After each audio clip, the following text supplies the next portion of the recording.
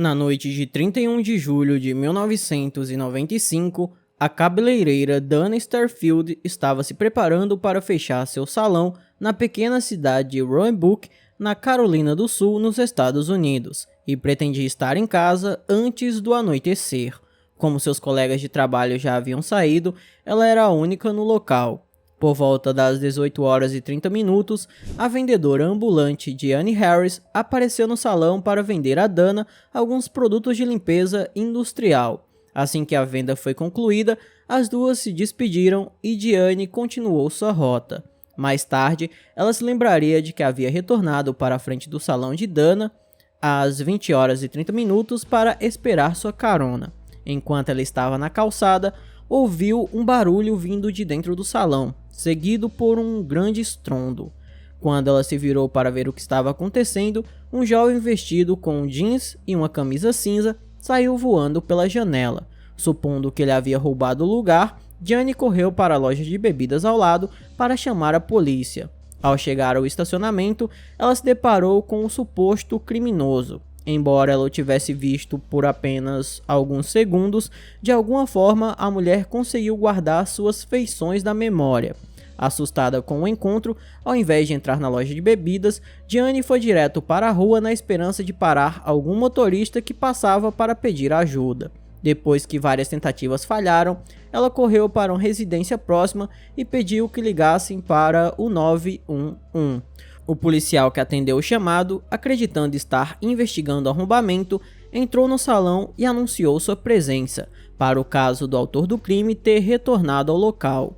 Ao percorrer o estabelecimento, percebeu que as coisas estavam muito bagunçadas, levando-o a acreditar que havia ocorrido uma grande luta. Quando abriu a porta do armário de utilidades, ele fez uma descoberta sinistra. Pendurado em um cano que ligava o tanque de água quente à parede, estava o corpo de uma mulher que ele logo descobriu ser a dona do local, Dana Starfield. Era evidente pelo estado do corpo dela que ela havia apanhado muito antes de perder sua vida. Além do mais, a mulher estava nua da cintura para baixo, sugerindo que havia sido violada. Observou-se que o caixa estava intacto e nenhuma mercadoria parecia ter sido roubada. Da mesma forma, a bolsa de Dana foi encontrada à vista de todos, com seu dinheiro e cartões de crédito ainda lá dentro. Com o roubo fora de questão, presumiu-se que o crime tinha a única e exclusiva motivação sexual. Mas será que de fato esse foi o motivo? E quem é o criminoso que ceifou a vida de Dana? É o que vamos descobrir no vídeo de hoje. Então, se você se interessa por esse tipo de conteúdo, eu peço desde já que deixe aí o seu gostei e se inscreva no meu canal clicando no botão vermelho que está abaixo escrito inscreva-se. E peço também que ative o sino das notificações, porque assim toda vez que eu enviar um vídeo novo, o YouTube te notifica e você pode ver aqui sempre que eu subir um conteúdo de qualidade. E caso ele não envie a notificação, me siga no meu Instagram, que é esse aqui que aparece na tela, porque lá eu sempre aviso dos vídeos novos. Então, dados os recados, vamos pro caso.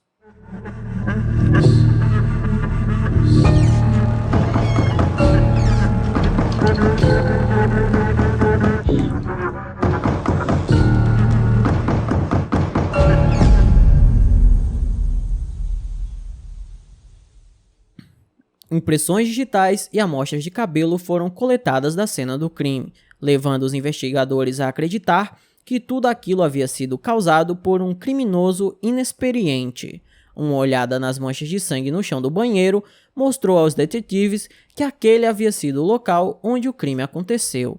Eles especularam que uma vez que o agressor terminou de abusar de Dana, ele a sufocou até ceifar sua vida, antes de suspender seu corpo no aquecedor de água com a alça de uma mochila. Diane Harris, que era a única pessoa viva que havia dado uma boa olhada no suspeito, o descreveu para o desenhista da polícia. Segundo ela, ele estava no final da adolescência ou no início dos 20 anos, tinha baixa estatura e cabelos claros. O desenho, que foi criado a partir do relato dela, logo foi divulgado à mídia. Como é procedimento padrão em qualquer caso de homicídio, os detetives inicialmente focaram sua atenção no ex-marido de Dana, Mike. Embora ele garantisse que a separação havia sido amigável, eles precisavam eliminá-lo antes que pudessem seguir em frente. Mike admitiu que seu casamento teve seus altos e baixos, mas insistiu que nunca havia sequer arrancado um fio de cabelo da cabeça de sua ex-esposa. Embora eles acreditassem que aquilo era verdade, uma impressão digital retirada do aquecedor de água o envolvia no caso. Quando os detetives o informaram sobre essa descoberta, Mike não ficou nem um pouco surpreso, pois ele mesmo havia instalado o aquecedor. Além disso, era ele o responsável por fazer toda a manutenção do salão, então suas impressões digitais estavam em toda parte. Além disso, Mike não tinha nenhuma semelhança com o retrato falado do suspeito. Mesmo assim, os detetives pediram para que ele fizesse um teste de polígrafo, que eu já disse em outras ocasiões e repito aqui novamente, é um teste que não é nada confiável. Mesmo assim, Mike passou tranquilamente e foi liberado pela polícia. Com o marido fora de cena, as autoridades voltaram a procurar mais suspeitos. Por acaso, havia uma impressão digital ensanguentada que foi recuperada do banheiro e não pertencia a Mike. Quando ela foi inserida no banco de dados da Carolina do Sul, nenhuma correspondência foi encontrada, o que significava que o criminoso nunca havia sido preso. Além disso, nenhuma fonte foi encontrada para as amostras de sêmen retiradas de Dana. Nos dias seguintes ao crime, um homem chamado Ken Smith se apresentou para dizer que estava dirigindo por volta das 20 horas e 40 minutos do dia do caso, quando viu um homem vagando na frente do salão. Outras testemunhas relataram ter visto um carro branco com detalhes em azul subindo e descendo a rua horas antes do crime. Eles observaram que o motorista parecia estar vigiando a área, mas infelizmente ninguém tinha dado uma boa olhada em seu rosto.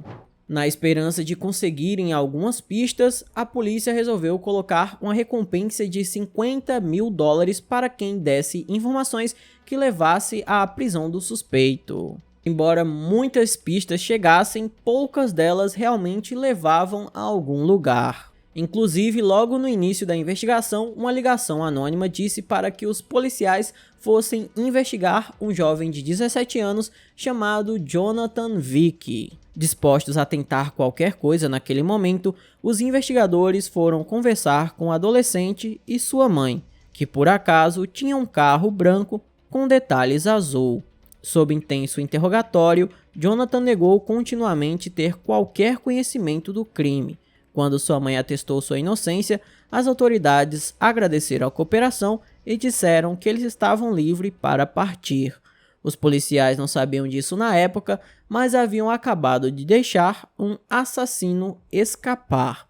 Mas, naquele momento, sem mais suspeitos, o caso esfriou. 2 anos depois, um presidiário notificou à polícia que seu companheiro de cela, chamado Russell Quinn, estava se gabando de ter ceifado a vida de Dana Starfield. O Russell havia sido preso justamente por violar uma mulher, e ele estava tão obcecado por Dana que carregava uma foto dela sempre consigo. Seguindo essa pista, os detetives pediram a Diane Harris para entrar e ver uma lista de fotos de possíveis suspeitos. Ao ver a imagem de Russell, ela o apontou como o homem que viu fugindo da cena do crime. Enquanto ele parecia realmente ser o autor do crime, as esperanças da polícia logo foram frustradas quando o teste de DNA o descartou como o responsável pelo ato. Tendo chegado a outro beco sem saída, a investigação ficou estagnada por quase uma década, até que o encontro casual levou os investigadores à solução do crime. No ano de 2005, a filha de Dana, chamada Ashley, que na época tinha 18 anos de idade, levou seu carro para consertar em uma oficina local. Enquanto ela esteve lá, acabou puxando conversa com um dos mecânicos, um homem chamado Michael Peace. A breve conversa entre eles acabou levando até o ponto onde ela citou o crime que ocorreu com Dana Starfield. E depois que a Ashley saiu do local, um colega do Michael revelou para ele que aquela era a filha da cabeleireira que havia tido sua vida ceifada na redondeza. Depois de ouvir aquilo, o homem largou o que estava fazendo e deu um telefonema para a polícia. Na esperança de permanecer anônimo, Michael, que estava completamente abalado, disse ao policial de plantão que sabia a identidade da pessoa responsável por ceifar a vida de Dana Starfield. Ele revelou que o responsável pelo crime tinha sido seu amigo de infância, Jonathan Vick. Ele explicou que esteve com o Jonathan na tarde de 31 de julho de 1995 e que ele se gabou de ter um encontro com Dana mais tarde naquela noite. Tendo visto a bela loira de passagem, Michael riu da ideia de que ela teria um interesse em um garoto de 17 anos. Ele também lembrava que Jonathan havia feito comentários obscenos sobre Dana, detalhando as várias coisas que gostaria de fazer com ela. Acreditando que aquilo era apenas conversa jogada fora, ele não deu muita importância às declarações de seu amigo, até o momento em que soube do crime. Os detetives que falaram com Michael ao telefone pediram para que ele revelasse sua identidade, mas o homem não queria de jeito nenhum. Segundo ele, Jonathan havia lhe dito, algum tempo depois do crime, que ceifaria sua vida caso ele revelasse o que sabia à polícia. Sabendo muito bem do que seu amigo era capaz, ele levou aquela ameaça a sério e fez o que foi dito, não revelando nada. Na verdade, ele revelou para os policiais que ele foi o responsável por fazer aquela denúncia anônima em 1995, mas como após investigarem o Jonathan ele foi liberado, o Michael resolveu ficar quieto e não falar mais nada. E quando foi perguntado pelos policiais por que ele estava finalmente falando sobre o caso depois de tanto tempo, o homem revelou que havia conhecido Ashley, e aquilo fez com que ele sentisse uma dor muito grande, porque ele não sabia que aquela mulher tinha uma família. Então, ao descobrir aquilo e ver que a família tinha ficado sem sua mãe, ele sentiu aquela necessidade de revelar o que sabia. Michael ainda falou ao policial que se soubesse que Dana tinha filhos na época em que o crime aconteceu, teria ido à polícia de qualquer maneira. Depois que explicaram pacientemente a Michael que eles teriam que fornecer seu nome a um juiz para terem no mínimo alguma esperança de obter uma ordem judicial para realizarem um exame de DNA, Michael cedeu e concordou em ter seu nome revelado. Quando Jonathan Vick recebeu um mandado para dar sua amostra de DNA, ele não teve escolha a não ser obedecer. Sendo casado e tendo uma filha pequena, ele proclamou sua inocência até mesmo quando suas mentiras começaram a ser reveladas. Enquanto aguardavam o julgamento, os detetives resolveram conversar com os amigos e familiares do Jonathan para terem uma melhor noção do tipo de pessoa que ele era, e como se esperava, a imagem que as pessoas pintaram dele não era nada agradável. A garota que namorava com o Jonathan na época em que o caso aconteceu revelou que ele sempre passava com seu carro na frente do salão de Dana. Ela também revelou que ele tinha um temperamento muito agressivo e explodia com grande facilidade. Depois de terminar o colegial, Jonathan ingressou no Corpo de Fuzileiros Navais dos Estados Unidos. Durante seu período de 2 anos, ele se meteu em problemas repetidas vezes por atacar qualquer um que o irritasse. Após sua dispensa, ele passou de um emprego para outro. Na grande maioria dos casos, ele acabava sendo demitido por seu temperamento explosivo. Para piorar, 7 anos após o caso de Dana, a namorada de Jonathan, Heather Sellers, de 20 anos, saiu com ele na noite de 24 de setembro de 2002 e nunca mais foi vista. Jonathan, por sua vez, alegou que não sabia o que aconteceu com ela depois que a deixou. No entanto, sangue e fios de cabelo foram encontrados mais tarde em um veículo que foi alugado por Jonathan, mas não puderam ser comparados positivamente com o material genético de Heather. Os detetives descobriram que a garota havia reclamado com seus familiares que seu namorado era fisicamente abusivo. Inclusive, 2 semanas antes de desaparecer, ela havia cancelado seu noivado com ele, o que piorava ainda mais o clima entre os dois. Embora o Jonathan tenha confirmado que esteve com Heather na noite em que ela desapareceu, já que nunca apareceu um corpo nem provas contundentes, ele nunca foi acusado de nada, e até hoje ninguém sabe do paradeiro dela. Felizmente, os detetives conseguiram um resultado positivo no caso de Dana, mostrando que a amostra de DNA retirada da vítima era completamente compatível com a amostra dada por Jonathan. Então, graças a isso, ele foi acusado de sequestro, agressão sexual e assassinato. O julgamento de Jonathan Vick começou em novembro de 2006. Sua defesa argumentou desde o início que seu cliente era inocente, apontando para o fato de que um pelo pubiano encontrado no corpo de Dana pertencia a alguém que não era ele. Eles insistiram que essa informação por si só era suficiente para introduzir dúvidas razoáveis nas mentes dos jurados. Os promotores rebateram aquilo dizendo que já que a agressão ocorreu no chão do banheiro masculino, o pelo poderia ser de qualquer pessoa que tivesse usado o local. Juntando os acontecimentos daquela noite fatídica da melhor maneira possível, os promotores especularam que Jonathan havia feito uma visita à loja na hora de fechar com a intenção de iniciar um encontro romântico com Dana, que havia cortado seu cabelo em várias ocasiões. Depois de entrar no salão, ele fez uma proposta romântica, mas teve seus avanços rejeitados. Determinado a conseguir o que queria, ele trancou a porta, apagou as luzes e começou a agredir Dana até que ela não conseguisse reagir. Quando ela não conseguia mais lutar, ele a violou e sufocou até ceifar sua vida. Após 20 minutos de deliberação, o júri considerou Jonathan Vick culpado de todas as acusações.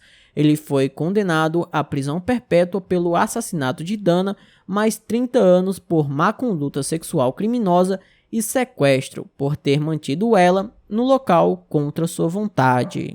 Imediatamente após sua condenação, Jonathan pediu um novo julgamento alegando que sua defesa havia sido incompetente. Uma audiência chegou a ser realizada, mas ficou determinado que a defesa dele fez todo o possível. Sendo incapaz de controlar seu temperamento explosivo mesmo quando deveria fazê-lo, no ano de 2010, Jonathan Vick foi acusado de agredir um agente penitenciário. Depois de ser condenado pelo crime, mais 3 anos foram adicionados à sua sentença. Como parte de sua punição, ele só foi autorizado a sair de sua cela por 1 hora durante 6 meses. Atualmente, Jonathan está encarcerado na Ridgeland Correctional Institution em Ridgeland, na Carolina do Sul. Ele será elegível para liberdade condicional no ano de 2035. Então esse foi o vídeo de hoje, espero imensamente que vocês tenham gostado da forma como narro os casos e nunca do que essas pessoas fazem. Se você gostou, eu peço que deixe um like, se inscreva no canal, mande para todos os seus amigos, me siga nas minhas redes sociais, se quiser e puder se torne membro porque isso ajuda muito, além de ajudar o canal financeiramente para que eu possa continuar postando cada vez mais vídeos. Você também tem acesso ao nosso grupo exclusivo para apoiadores que ficam no WhatsApp e o seu nome aparece aqui, junto com o nome de todos os membros. Então, se quiser e puder, se torne um porque ajuda muito. Por hoje é só, até a próxima e tchau!